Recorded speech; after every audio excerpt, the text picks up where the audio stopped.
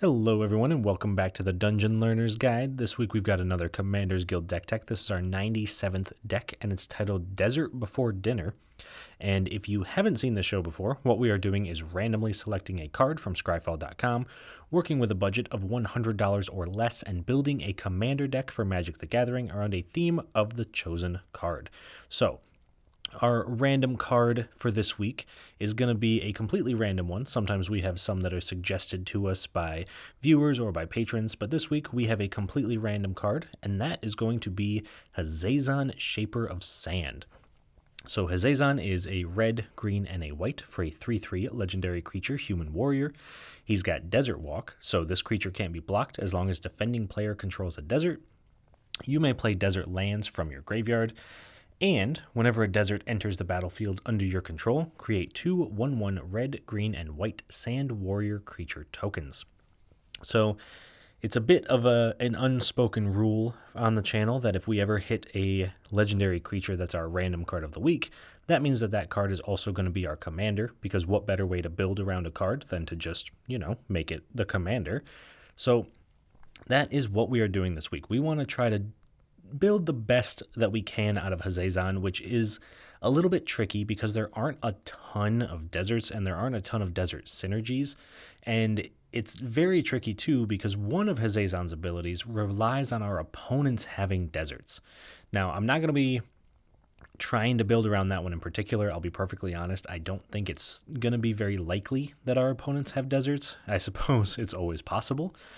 But we are going to focus on the fact that we can play deserts from our graveyard, and whenever we play a desert, we make 2 1/1 Sand Warrior tokens. So that is where we're going to start looking at building this deck, and that's going to lead us into 3 of our major themes. The first of those themes, as you may be already able to guess, is going to be deserts. We have every single card that cares about deserts, that mentions deserts, that has ever wanted a desert to be in play or in the graveyard. Every single one of those cards is in this deck, as long as it is, of course, in our colors. We can't play anything that is blue or black, but that means we get to play cards like Ramunap Hydra, which is 3 and a green for a 3/3 snake Hydra. It has Vigilance, Reach, and Trample, and it gets +1/+1 as long as you control a desert, and gets +1/+1 as long as there's a desert in your graveyard.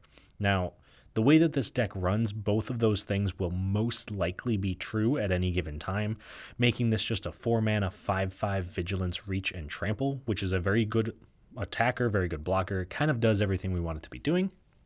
And there's a ton of other cards that benefit from us having deserts or having deserts in the graveyard. Plus, we're playing every possible desert we can in our colors. So our mana base is a little bit wonky. We've got a lot of non-basics, but I think in the end it's going to be worth it because of things like Ramunap Hydra. That, though, leads us to our second theme of the deck, and that is going to be lands. Because we're playing so many unique lands, and because we care so much about those unique lands, it makes sense for us to play cards that care about, lands. So to that end, we have something like Sprouting Goblin, which is 1 and a red for a 2/2 Goblin Druid. It has a kicker for a green, and when Sprouting Goblin enters the battlefield, if it was kicked, search your library for a land card with a basic land type, reveal it, put it into your hand, and then shuffle, so we can just get a land that we need. Then, it also has red, tap, sacrifice a land, draw a card. Since Hazezon lets us play deserts from our graveyard, this can most of the time be sacrifice a land, draw a card, and then replay that desert from our graveyard and make more Sand Warrior tokens. So Sprouting Goblin is surprisingly one of the best cards in this deck, and it probably deserves a spot in our key card slot. But I wanted to talk about it early because I feel like it synergizes very well with what we're doing, and it plays a big role in the deck because it does everything. It draws cards, it makes sure that we can get lands, it puts lands in our graveyard. So that is kind of what we're trying to do with this deck. We want to be cycling our deserts, literally in some cases with the cycling deserts, in and out of our graveyard as much as possible. And then finally, that leads us to our last theme of the deck, and that is going to be tokens. Because Hazezon makes 2 tokens every single time we play a desert, we can actually take really big advantage of that by playing cards like Ginny Fey Jetmir's Second, which is a red or green, a green, and then a green or white for a 3/3 legendary creature elf druid. If you would create 1 or more tokens, you may instead create that many 2/2 green cat creature tokens with haste, or that many 3/1 green dog creature tokens with vigilance. Again, Hazezon makes 2 tokens every time we play a land. That means we can make 2 2/2 cats or 2 3/1 dogs. Either way, we're definitely upgrading our tokens. And because we're playing so many cards that make tokens or care about tokens, we have a ton of other synergies that go along with this as well. So there's plenty of ways for us to care about our deserts, our lands, and our tokens, which is all that Hazezon really wants us to do. So that is the bulk of the deck. Those are the main things we're trying to do in our main themes. So the next thing we're going to have to do is take a quick look at some key cards. And these are the cards that, while they may not necessarily be win conditions on their own, they're huge value pieces and they really help us thrive when we're trying to play out our game plan and do the things that we want to be doing. So the first key card that I want to talk about is going to be Knight of New Alara, which looks a little bit weird at first glance. It is 2 green and a white for a 2/2 human knight, and it says each other multicolored creature you control gets +1/+1 for each of its colors. Now, yeah, we're a 3-color deck, but we don't play a lot of cards themselves that are 3 colors. This would work for like Ginny Fey. This would work for Hazezon. But it's incredibly important to note that Hazezon's Sand Warriors are actually white, green, and red. So if we have Knight of New Alara and we play a desert with Hazezon on board, we're not making 2 1/1s, we're making 2 4/4s. And that is really going to start to close out the game very, very quickly and give us the reach we need with our huge board of tokens that we may not be able to get otherwise. So Knight of New Alara looks very unassuming until you remember that our tokens are actually 3 colors every time we play a desert. So that is key card number 1. And key card number 2, going to look a little bit different, is going to be Ruin Ghost. So Ruin Ghost, definitely not going to be helping us pump up our tokens, but it is going to be helping us make some tokens.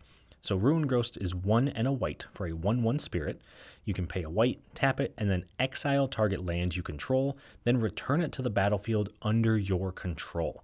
Those are probably going to be our deserts, because now we can play a desert, make 2 Sand Warriors, activate Ruin Ghost, exile the land, bring it back into play, make 2 more deserts, and all we've done is play a land and use 1 white mana, and we've made 4 1/1 tokens. And that can be incredibly powerful, especially because we can play lands from our graveyard. So it doesn't matter if someone tries to blow up our lands, it doesn't matter if someone is specifically targeting our deserts to try to keep them out of play. We can always keep playing them with Hazezon and then flickering them with Ruin Ghost, making sure that we're getting 4 Sand Warriors every single time we're trying to do something. So Ruin Ghost is kind of sneaky powerful in this deck, and really I would recommend it in any deck that cares about landfall synergies that has white in it, because every time I see this card, it really overperforms. So I think it's definitely worth the slot here in the key cards. And then finally, we come to our last key card, and that is going to be the Oracle of Moldiah. Now, this probably isn't a card that a lot of longtime EDH players would expect to see in a deck that is under $100, but believe it or not, Oracle of Moldiah is under $6 right now, so if you've ever needed some, now's a very good time to pick some up. But Oracle of Moldiah is 3 and a green for a 2/2 Elf Shaman that says you may play an additional land on each of your turns, you play with the top card of your library revealed, and you may play lands from the top of your library. So this allows us to kind of have an extra card in our hand at any given time because we can see the top card of our deck. And we can also play additional lands, meaning we can play multiple deserts in a turn, get multiple of our Sand Warriors, trigger multiple things like our landfall creatures. And then because we're able to play lands from the top of our library, we can make sure that there's always a constant stream of cards, because there's surprisingly a lot of ways to get lands out of our deck. And that is going to include searching them out. That's going to include playing them with Oracle of Moldiah. So if we can play lands from our deck instead of from our hand, that's going to be incredibly useful because we want to make sure that we're keeping as many cards in our hand as possible for various effects that we may have. Plus, we might just draw a ton of cards with things like Sprouting Goblin. So Oracle of Moldiah, really everything we want it to be doing, and is a great value engine in the deck. But those are our key cards, and the next piece of this is to take a look at some cool interactions, some cards that synergize very well together and work super well in just building up some value or getting us to a win.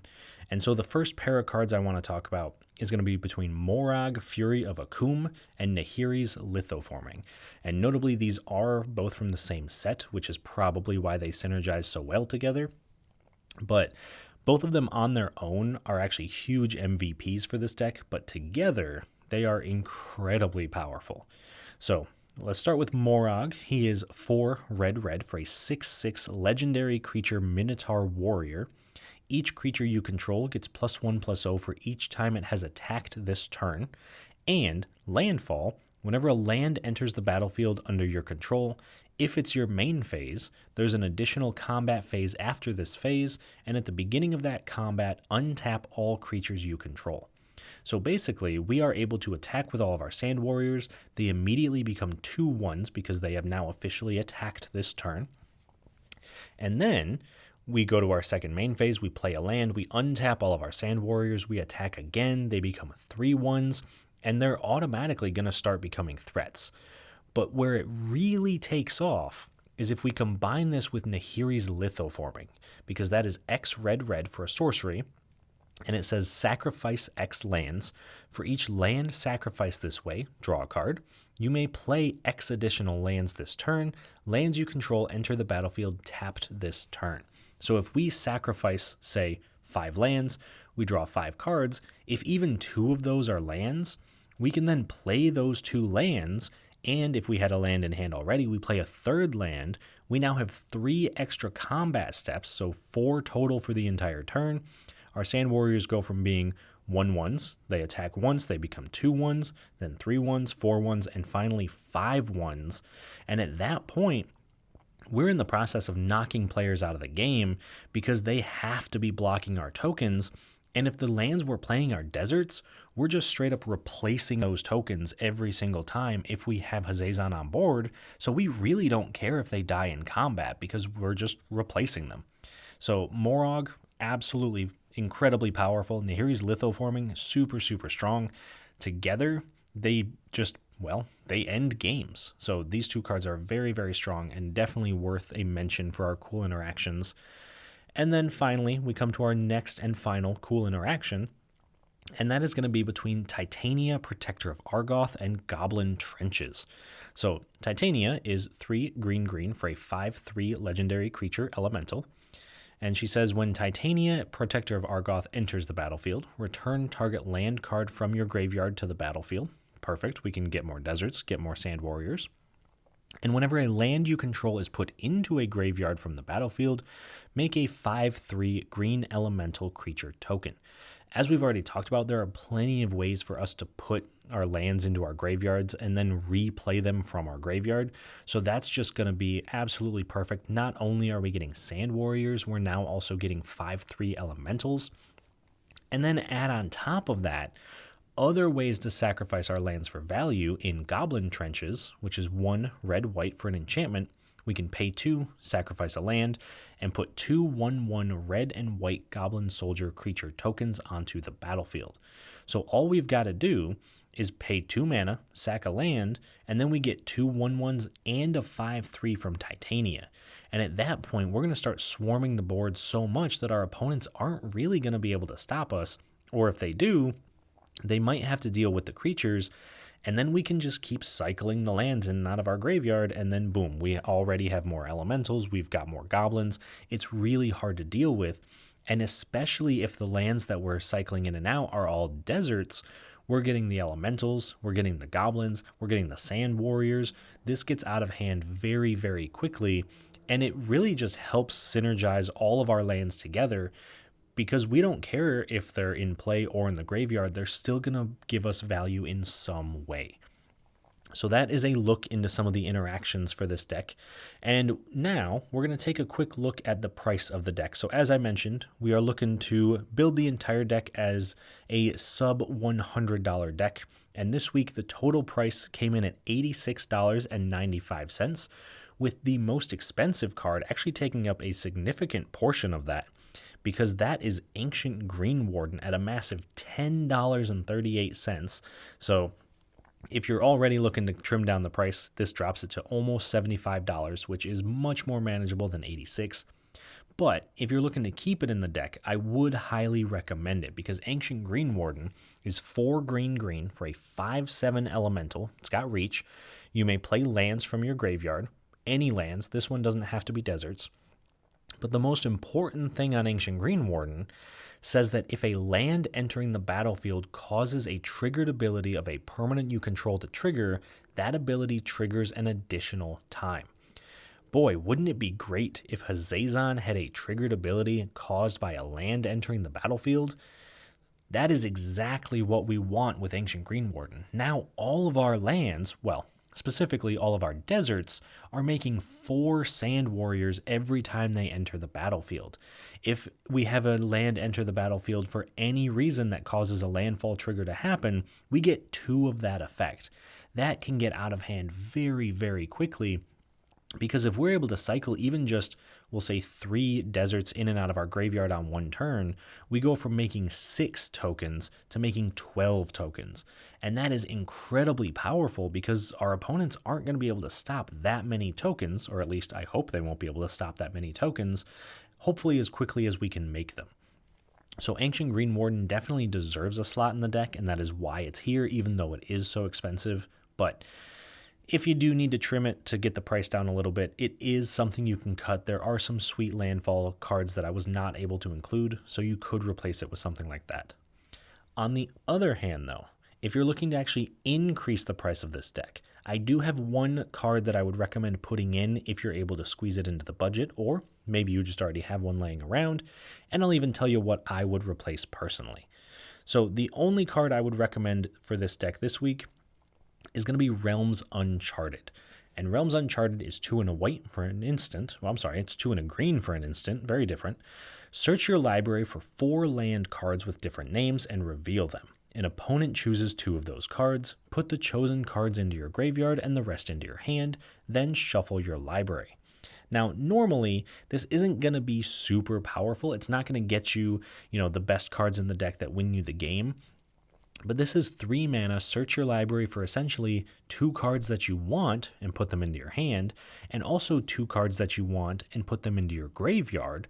So if you go and get 4 deserts, you can now play the ones in your hand and also play the ones in your graveyard with Hazezon, meaning that this is just 3 mana, instant speed, search your library for 4 lands, and now you have access to them for the rest of the game.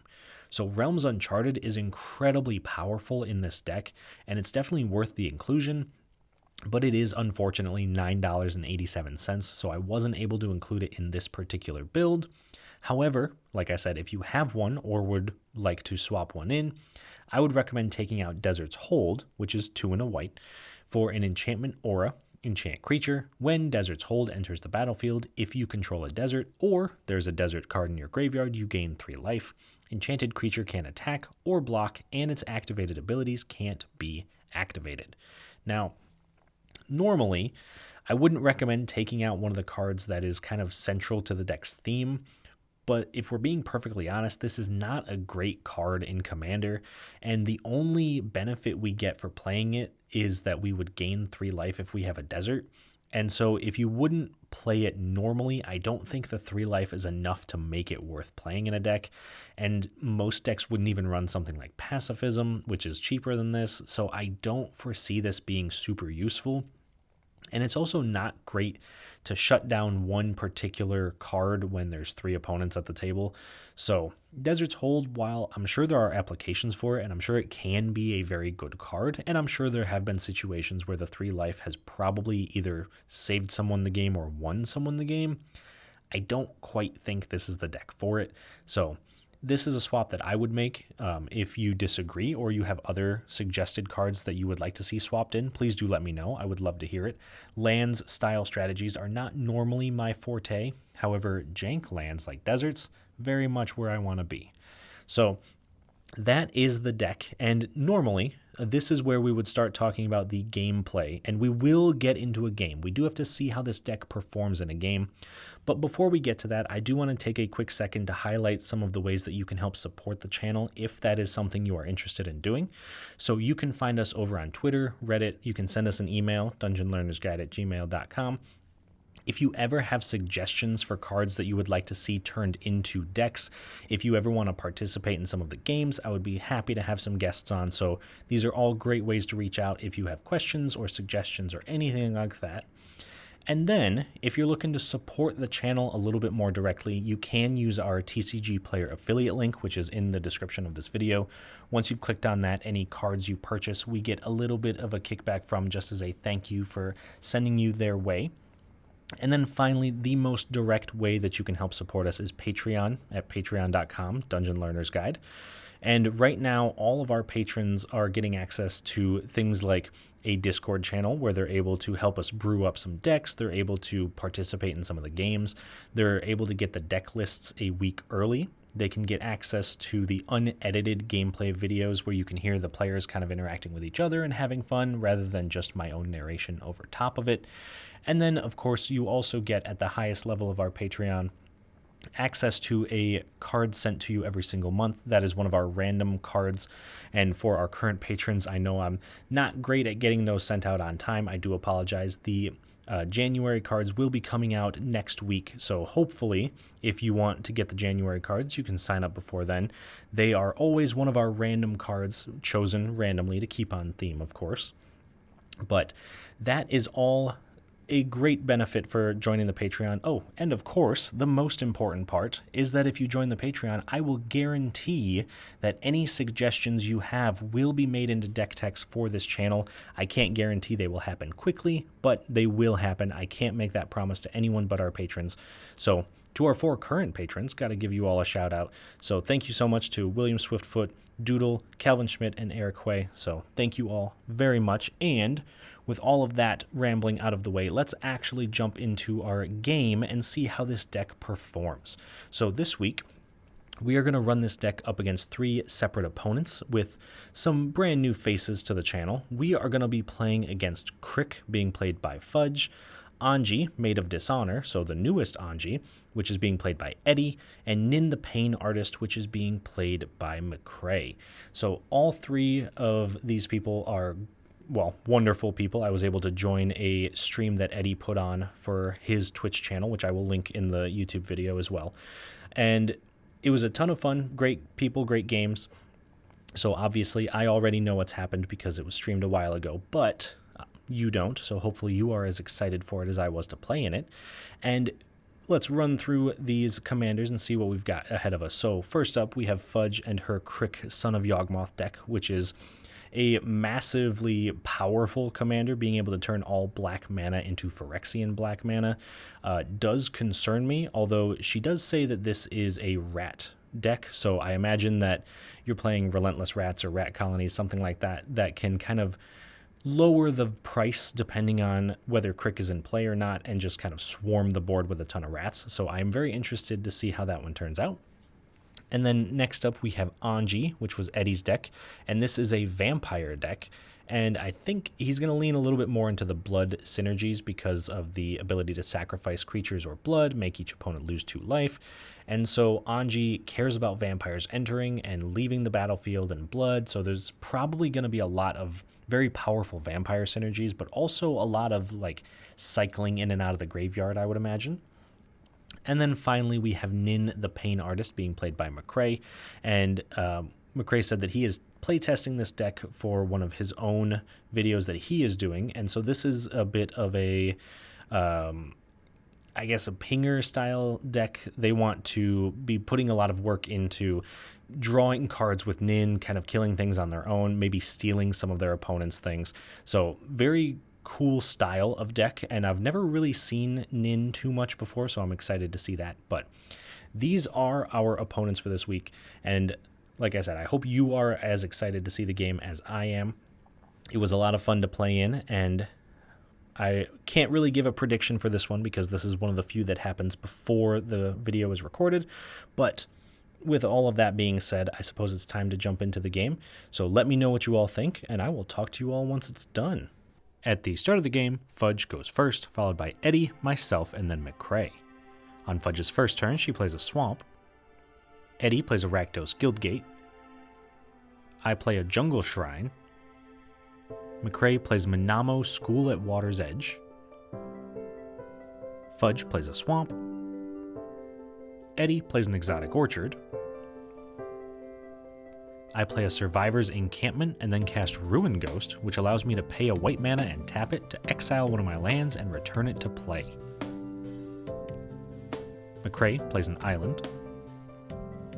Fudge plays a Swamp and then casts Relentless Rats, which gets +1/+1 for each other Relentless Rats in play.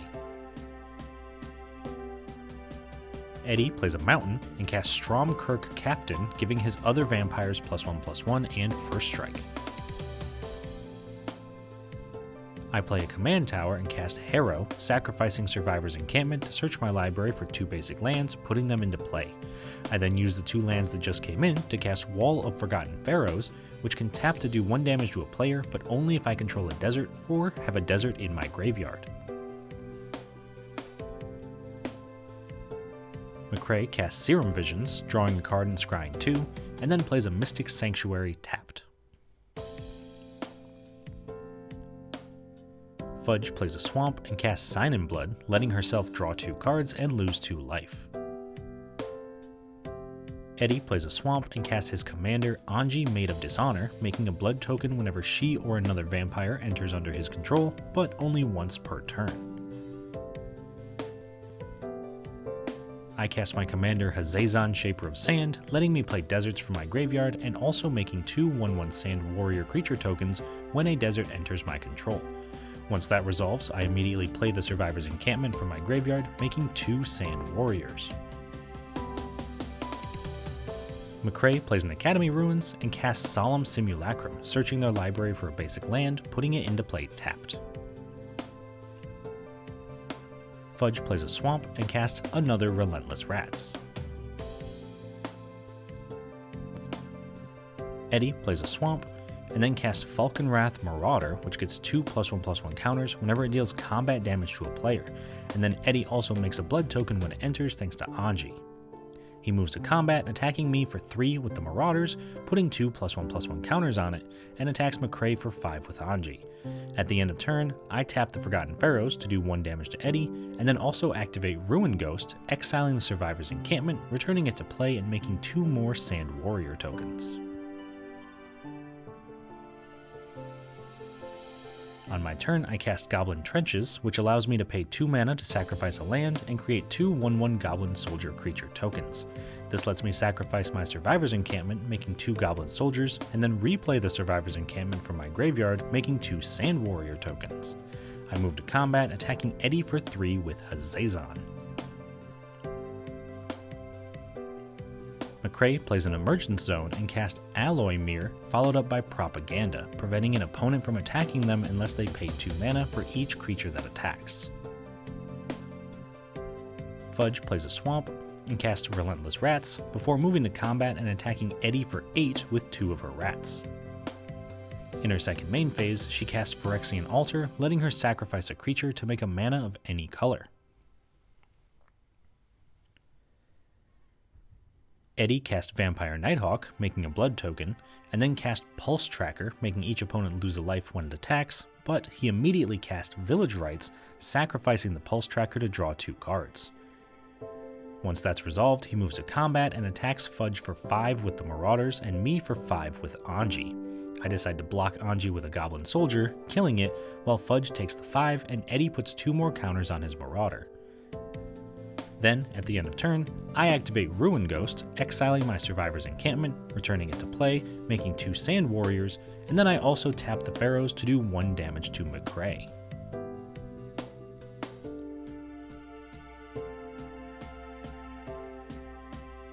On my turn, I cast Elvish Reclaimer, which can be activated to sacrifice a land and let me search my library for any land, putting it into play tapped.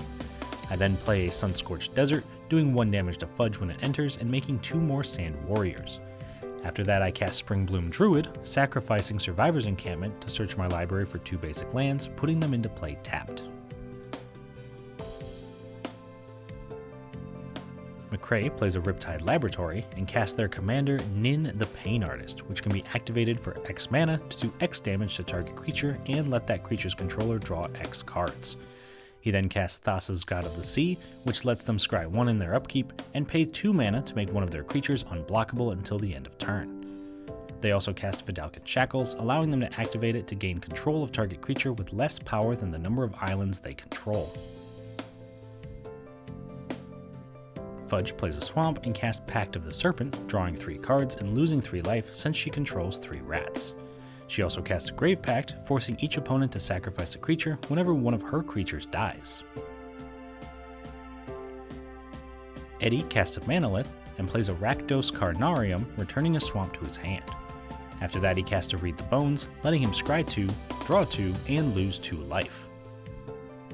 He moves to combat, attacking Fudge for 3 with the Nighthawk, gaining 3 life thanks to lifelink, and also attacks me for 7 with the Marauders, putting 2 more +1/+1 counters on it. At the end of turn, I do 1 damage to Eddie with the Pharaohs, and activate Ruin Ghost to exile Sun-Scorched Desert, returning it to play, doing 1 damage to McRae, making 2 Sand Warriors, and finally sacrificing the desert to create 2 Goblin Soldiers.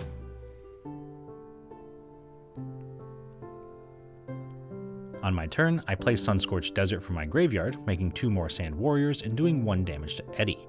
I move to combat, attacking Fudge and Eddie for 6 damage each, but Fudge blocks 3, only taking 3, and Eddie doesn't block, taking 6, while 3 of my Sand Warriors die.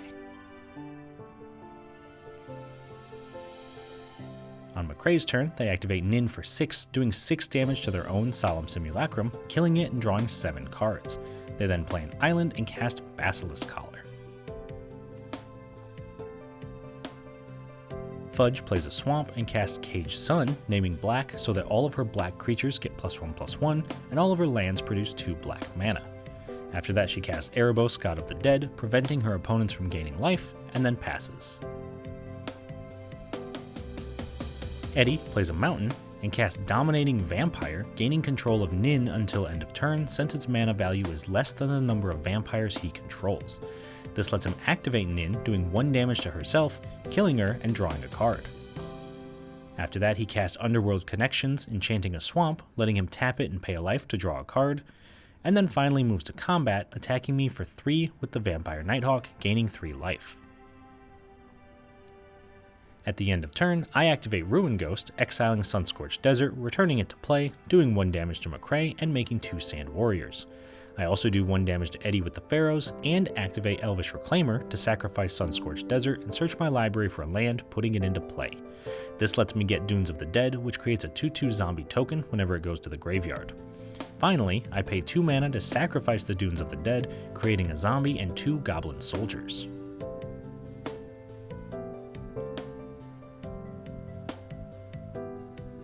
On my turn, I play Dunes of the Dead from my graveyard, making 2 Sand Warriors, and move to combat, attacking Fudge and Eddie, both for 6 with the Sand Warriors.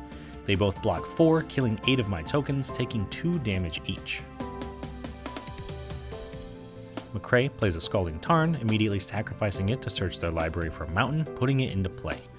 After that, they cast Mana Geyser, creating 15 red mana since their opponents control 15 tapped lands. This lets them cast Keranos, God of Storms, letting them reveal the first card they draw on their turn, drawing an additional card if they reveal a land, or doing 3 damage to any target if they reveal a non-land. After that, they cast Exalted Flamer of Tzeentch, doing a damage to each opponent whenever they cast an instant or sorcery, and also cast Niv-Mizzet Perun, drawing a card whenever any player casts an instant or sorcery, and doing 1 damage to any target whenever they draw a card. Finally, they foretell a card and equip Basilisk Collar to Niv-Mizzet, giving him lifelink and Death Touch.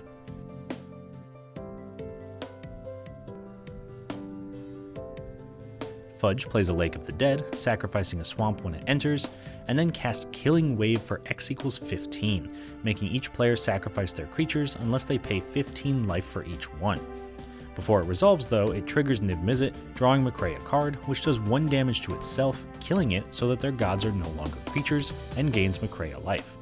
Still in response, I do 1 damage to McRae with the Pharaohs and sacrifice Dunes of the Dead, making a zombie and searching my library for a land, in this case Endless Sands, putting it into play and activating it to exile Ruin Ghost. Notably, the land should have entered tapped, so I could not have done this. Then, since none of us can pay Killing Wave's cost, all the creatures are destroyed. Eddie plays a mountain and recasts his commander Anji, making a blood token when she enters, and also casts Immersturm Predator, letting him sacrifice a creature to give it indestructible and tap it, and also letting him exile a card from a graveyard, putting a +1/+1 counter on it when it becomes tapped. On my turn, I cast Llanowar Elves, and then recast my commander Hazezon, and this allows me to play Survivor's Encampment from my graveyard, making 2 Sand Warriors. McRae plays a Gaia Reach Sanitarium, and they also remember to reveal the card they drew for turn for Keranos, revealing Chasm Skulker, doing 3 damage to Hazezon, killing him. Then McRae recasts their commander Nin, and also cast the Chasm Skulker, which gets a +1/+1 counter whenever they draw a card. Fudge plays a Swamp, and cast Whip of Erebos, giving all her creatures lifelink and letting her return a creature from her graveyard to play, but exiling it at the end of turn. After that, she cast Archfiend of Depravity, making each opponent choose 2 creatures in their end step and sacrificing the rest. Finally, she cast her commander Crick, Son of Yawgmoth, letting her pay 2 life instead of a black mana for anything requiring black mana, and also putting a +1/+1 counter on Crick when she casts a black spell. Eddie casts Skeletal Vampire, creating 2 1/1 bat tokens and a blood when it enters the battlefield. He activates Underworld Connections, drawing a card and losing a life, plays a Swamp, and then activates Anji twice, sacrificing 2 blood tokens to make each opponent lose 4 life, while he gains 4 life. Then at the end of turn, Eddie sacrifices everything but his Immersturm Predator and Anji thanks to Fudge's Archfiend. On my turn, I recast my commander Hazezon, and play Sunscorched Desert from my graveyard, doing 1 damage to Fudge, making 2 Sand Warriors. Unfortunately, when I moved my end step, I have to sacrifice all my Sand Warriors for Fudge's Archfiend, keeping Hazezon and the Llanowar Elf. At the end of turn, McRae also taps Vidalcan Shackles to gain control of Crick, but Fudge sacrifices him in response, making a black mana. This also makes everyone sacrifice a creature, killing Chasm Skulker, Llanowar Elves, and Anji. In response to that though, I exile Hazezon with the Endless Sands.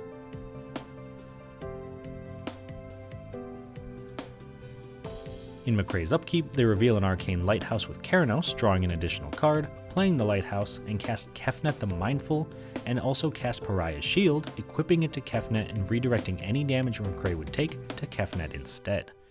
Then at the end of turn, McRae is forced to sacrifice their Thassa to the Archfiend since she became a creature.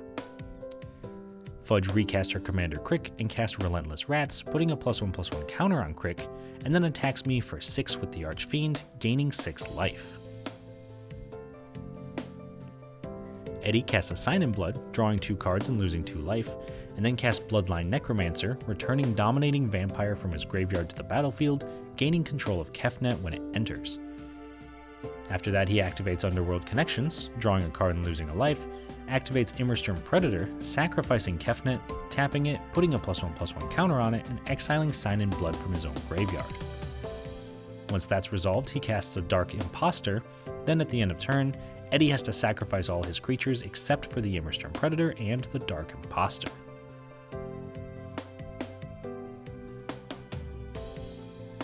On my turn, I cast a Lotus Cobra, making a mana of any color whenever I play a land, then I play a Hashep Oasis, making a blue mana, and pass.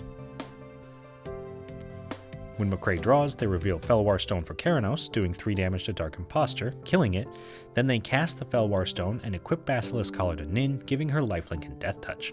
This allows them to activate Nin, doing 6 damage to herself, dying but gaining McRae 6 life and drawing them 6 cards.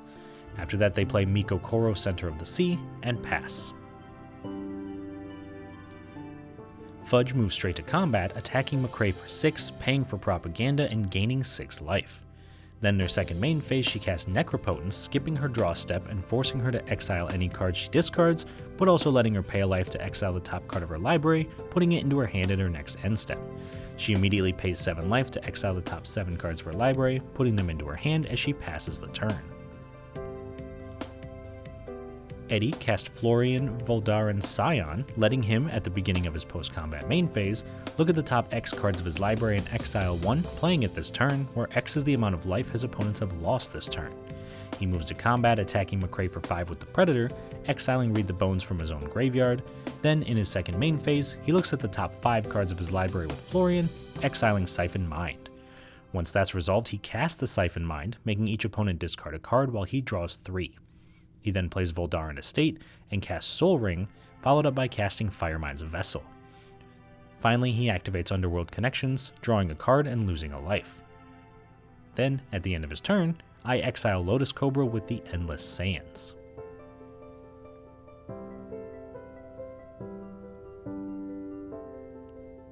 On my turn, I simply play a Plains and pass.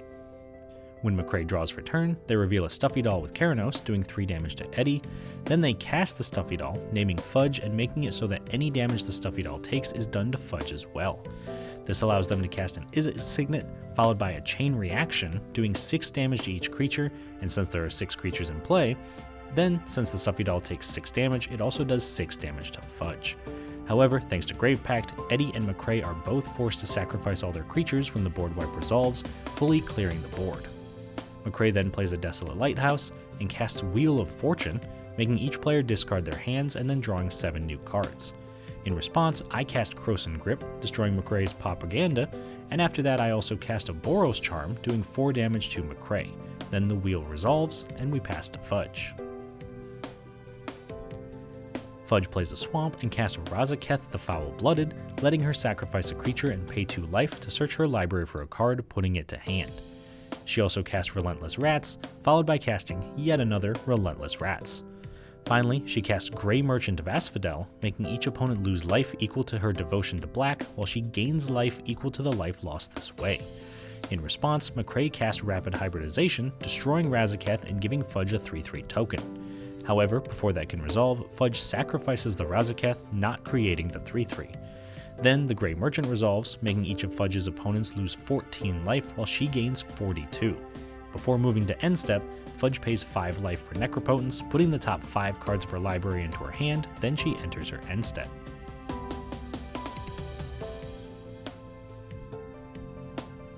On Eddie's turn, he plays a Swamp and casts Voldaren Stinger, followed up by casting Stromkirk Bloodthief, putting a +1/+1 counter on a vampire at the end of his turn if an opponent lost life this turn.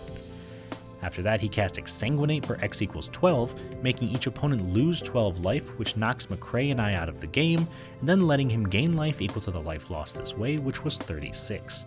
At the end of turn, he puts 2 +1/+1 counters on the Stinger and 1 on his Blood Chief, but unfortunately he couldn't have done this since the Blood Thief only puts 1 counter on it if an opponent lost life. It doesn't count each opponent that lost life. Fudge casts Increasing Ambitions, searching her library for a card and putting it into her hand. She also casts Vampiric Tutor, searching her library for another card and putting it on top of her deck. After that, she casts Archon of Cruelty, but unfortunately we missed the trigger that would make Eddie sacrifice a creature, discard a card and lose 3 life, while Fudge draws a card and gains 3 life. She moves to combat, attacking Eddie for 8 with her Rats and Grey Merchant, and before damage, she also casts Foul Tongue Shriek, making Eddie lose 3 life while she gains 3 life since she controls 3 attacking creatures.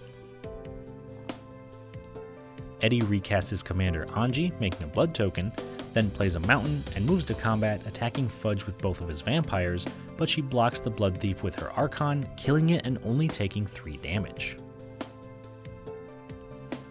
Fudge plays a Swamp and casts Archfiend of Despair, preventing Eddie from gaining life and making him lose life in each end step equal to the life he lost this turn. She then attacks Eddie with her entire board for 14 damage, triggering the Archon, making Eddie lose 3 life, sacrifice a creature, and discard a card, while Fudge draws a card and gains 3 life. In response, Eddie activates Anji, sacrificing 5 blood to make Fudge lose 10 life, while Eddie gains 10. Then the Archon trigger resolves and Eddie takes the 14 combat damage. At the end of turn, Archfiend of Despair triggers, making Eddie lose 17 life since that's how much life he lost this turn. Eddie plays a mountain and activates Underworld Connections, paying a life and drawing a card. He then casts Rakish Air, letting him put a +1/+1 counter on a vampire whenever it deals combat damage to a player. This triggers Anji, making a blood token.